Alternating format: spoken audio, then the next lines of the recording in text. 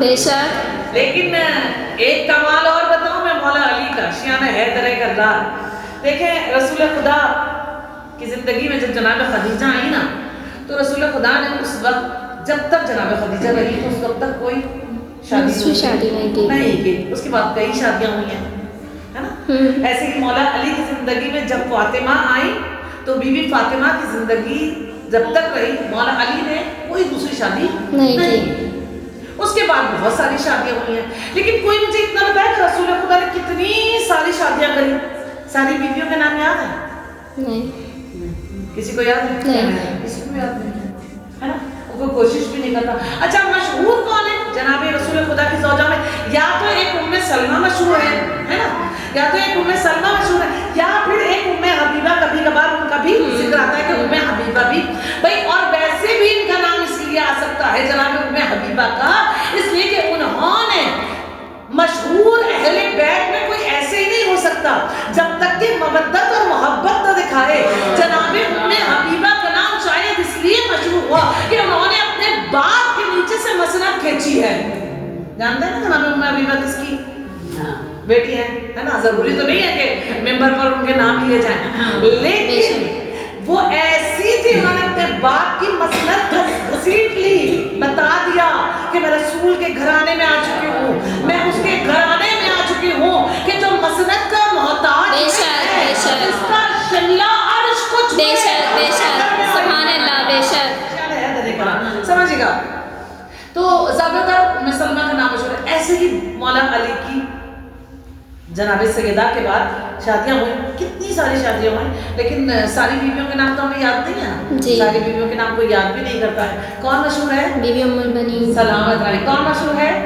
سب کے زبانوں پر یہی آتا ہے کہ جناب ام البنین شیعہ حیدر کرار. اس کا مطلب ہے جو فاطمہ کے بعد اپنا نام روشن کر لے اسے ام البنین. سبحان اللہ. سبحان اللہ. اور میں مولا علی کا کمال بتا رہی تھی. مولا علی کا کمال سنیے. مولا علی کائنات میں وہ واحد مرد ہیں کہ جن کی زندگی میں دو فاطمہ آئی ہیں. سبحان اللہ. جن کی زندگی میں دو فاطمہ آئی ہیں. رسول خدا کی زندگی میں ایک فاطمہ آئی ہے.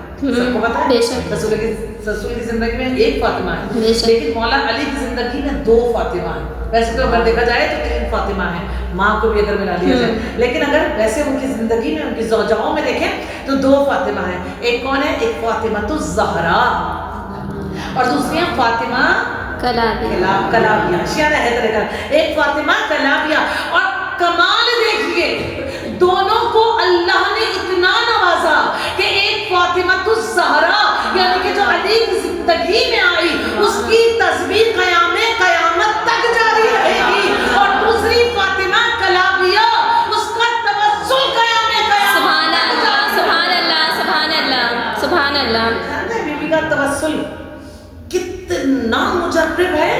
کہتے ہیں کہ تمام اہل علم علماء عالم اور عالم تمام اہل نجف کے جتنے بھی عالم دین ہیں وہ ان سب کی زبان سے یہ جملہ نکلا ہے کہ جو بی بی ام البنین سے توسل کرتا ہے اس کی دعا ضرور قبول ہوتی ہے.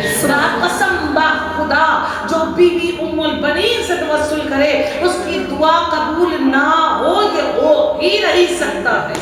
اور توسل کرنا بھی کتنا آسان ہے.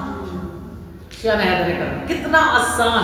میں کہتی ہوں، میں سمجھتی ہوں سب سے زیادہ آسان توسل جناب ام البنین کا ہے. آپ کو کوئی حاجت ہے، کوئی پریشانی ہے، کوئی بھی دکھ تکلیف ہے، بیٹھے بیٹھے منت مان لیں، بیٹھے بیٹھے توسل کریں بی بی ام البنین سے اور کہیں کہ اے بی بی ام البنین میری یہ مشکل حل ہو جائے، میں آپ کو 100 صلوات ہدیہ کروں بس. سبحان اللہ. میری بی بی ام البنین کا توسل آسان اور سب سے مجرب کہ جو یہ دعا مانگ لے. بی بی کو باب الحوائج کہا گیا ہے. بے شک. کہا گیا ہے سبحان اللہ. سارے مرد باب الحوائج، لیکن ایک بی بی ہے کہ جو ان تمام مردوں میں آئی باب الحوائج. سبحان اللہ.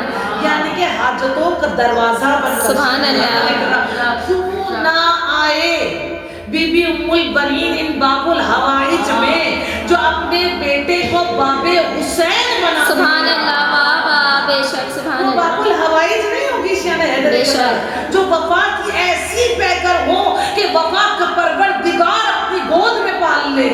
وہ باب الہوائی بے شک. اور شان حیدر کرار کیسی باب الہوائی جو پہلے تو جب بی بی بیت الحسن میں اور جہاں پر میری بیوی کہ جو ہے جنت البقیع میں جہاں میری بیوی کی قبر تھی وہاں پر جہاں میری بیوی رویا کرتی تھی گریا کیا کرتی تھی جناب ام البنین تو وہاں پر کہتے ہیں لوگ جایا کرتے تھے اور اپنی دعائیں بیان کیا کرتے تھے اپنی حاجتیں بیان کیا کرتے تھے. بیوی وہاں دعا کرتی تھی گریا کرتے کرتے اور ان کی دعائیں پوری ہو جایا کرتی تھی. اور آج کس طرح سے کہتے ہیں آج بھی ان کی قبر پر جو جاتا ہے اور توسل کرتا ہے اور دعا مانگتا ہے اس کی دعا قبول ہو جایا کرتی ہے. کیوں؟ اس لیے کہ باب الحوائج ہیں. کہتے ہیں ایک عالم تھا اور اس کو گھریلو دینی دنیاوی اور جسمانی بہت ساری پریشانیاں تھیں. وہ اتنا پریشان ہوا کہ اس نے ہر در کھٹکھٹایا لیکن اس کی حاجت اور اس کی پریشانی جو ہے وہ دور نہیں ہو رہی تھی. اس کی حاجت پوری نہیں ہو رہی تھی. کسی نے اسے مشورہ دیا. اس عالم دین کو کہا کہ اتنے بڑے عالم دین ہو علم حاصل کر رہے ہو طالب علم ہی صحیح لیکن علم حاصل کر رہے ہو کہا اس دروازے پر کیوں نہیں جاتے جس دروازے سے کوئی خالی ہاتھ نہیں آ سکتا ہے. کہا کون سا دروازہ ہے؟ کہا جاؤ کہ بی بی ام البنین کی قبر پہ چلے جاؤ اور ان سے توسل کرو. کہتے ہیں کہ میں پہلی مرتبہ بی بی ام البنین کی قبر پر پہنچا لیکن جیسے ہی میں قبر کے قریب گیا تو مجھے جھجک محسوس ہو رہی تھی کہ کہیں میں غلط دروازہ تو نہیں کھٹکھٹا رہا. ہوتا ہے نا ہم کہتے ہیں مولا حسین کے ہوتے ہوئے اور مولا علی کے ہوتے ہوئے رسول خدا کے ہوتے ہوئے جناب سیدہ کے ہوتے ہوئے مطلب ہم بی بی ام البنین سے مانگے. ہوتا ہے ہر کسی کی ایک سوچ ہوا کرتی ہے.